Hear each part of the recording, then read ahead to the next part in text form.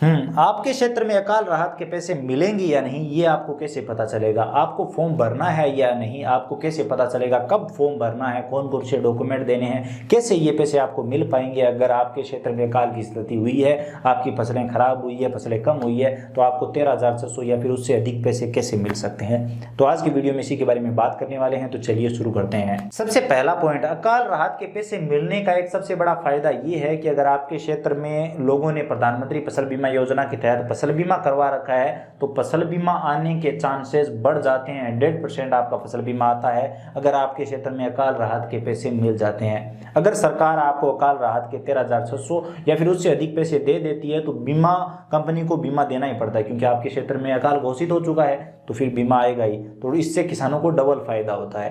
पहले अगर आप में से कुछ लोगों को पता नहीं है तो मैं आपको बता दूं, अगर आपके क्षेत्र की फसल खराब हो जाती है, खेत खराब हो जाते हैं, तो सरकार एक राहत के तौर पर अकाल राहत के पैसे देती है, जिसमें नॉर्मली 13,600 रुपए दिए जाते हैं हमारे क्षेत्र में। तो बाकी कई क्षेत्रों में अधिक भी दिए जाते हैं, कम भी दिए जा सकते हैं। तो यही अकाल राहत है। इसमें जो सबसे महत्वपूर्ण बिंदु है वो ये है कि आपके क्षेत्र का जो पटवारी या फिर लेखपाल है उसने आपके क्षेत्र की उपज कितनी दिखाई है। आपके क्षेत्र की जो अधिकतम उपज है उस हिसाब से आपके क्षेत्र की उपज कितनी दिखाई गई है। अगर आपके क्षेत्र की उपज कम दिखाई गई है, उन्होंने गिरदावरी जो रिपोर्ट होती है उसमें उन्होंने अगर उपज कम दर्ज की है, उन्होंने अकाल की स्थिति दिखाई है, तो आपको ये अकाल राहत के पैसे मिलते हैं।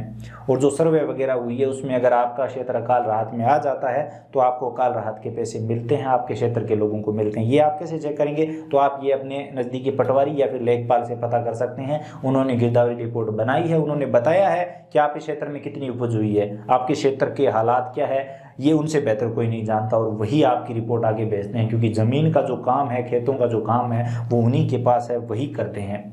तो उनसे आप ये जानकारी ले सकते हैं कि आपने हमारे क्षेत्र की, हमारे जो खेत है उनकी वर्तमान स्थिति क्या दिखाई है या फिर इस साल की स्थिति क्या दिखाई है, क्या हमें अकाल राहत के पैसे मिलेंगे। अब ये फॉर्म कब भरे जाते हैं? तो सबसे पहले तो यहाँ पर मैं आपको बता दूं कि इसका कोई ऑनलाइन प्रोसेस नहीं है। ये इसका जो सारा प्रोसेस है वो ऑफलाइन होता है, और इसके जो डॉक्यूमेंट है वो पटवारी या फिर लेखपाल के पास ही जमा होते हैं। हालांकि ऑनलाइन प्रोसेस होता है लेकिन वही उसे ऑनलाइन करते हैं, बाहर कहीं भी ये फॉर्म ऑनलाइन नहीं होते। अब जो वो डॉक्यूमेंट मांगते हैं, जो मुख्य डॉक्यूमेंट है वो यही है: जन आधार कार्ड, किसान की बैंक डायरी, और इस बार जो एक नया डॉक्यूमेंट शामिल किया गया है वो ये है कि चिरंजीवी योजना वाला कार्ड।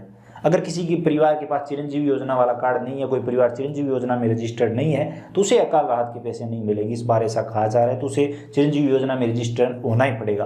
तो ये सभी डॉक्यूमेंट मांगे जा रहे हैं। इसके अलावा जमाबंदी वगैरह वो सभी डॉक्यूमेंट मांगे जा सकते हैं। तो पटवारी आपसे ये डॉक्यूमेंट मांगता है। अब कई लोग क्या कर रहे हैं कि बिना मांगे ही वहां पर जाकर डॉक्यूमेंट ठूस रहे हैं, ये लो डॉक्यूमेंट, हमारे पैसे आने चाहिए।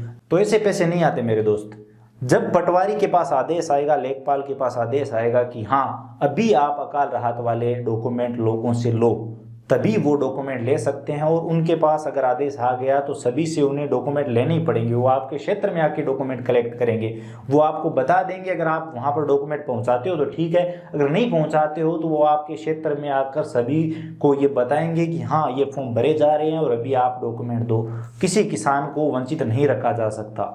जी हाँ, अगर आपके क्षेत्र में अकाल की स्थिति हुई है तो आप ज़्यादा उतावले मत होइए और इंतज़ार करिए और उनसे पता करिए कि आपके क्षेत्र में अकाल राहत के फॉर्म भरे जाएंगे या नहीं। अगर भरे जाएंगे तो कब भरे जाएंगे और कौन कौन से डॉक्यूमेंट देने हैं और कब देने हैं, वो सभी जानकारी आपको वहाँ से मिल जाएगी। आप अपने हिसाब से डॉक्यूमेंट मत ठूसिए। तो यही बात है। तो दोस्तों उम्मीद करता हूँ अब आपको जानकारी समझ में आई होगी। बहुत सारे क्षेत्रों में ये फॉर्म भरे जाने शुरू हो चुके हैं, तो आप अपने क्षेत्र का पता कर सकते हैं। वीडियो इन्फॉर्मेटिव लगा है तो लाइक करिए, अपने दोस्तों के साथ शेयर करिए। चैनल पर नए हो तो सब्सक्राइब करके बेल आइकन प्रेस कर लीजिए ताकि हर वीडियो आपको सबसे पहले मिले, और अगर कोई भी नई अपडेट हो तो वो भी आप देख सकें। इसी के साथ अगर आपके मन में कोई भी सवाल या सुझाव है, आप हमसे कुछ भी जानना चाहते हैं तो बेझिझक कमेंट सेक्शन में बता सकते हैं। चलिए मिलते हैं अगले वीडियो में, तब तक के लिए जय हिंद, जय भारत।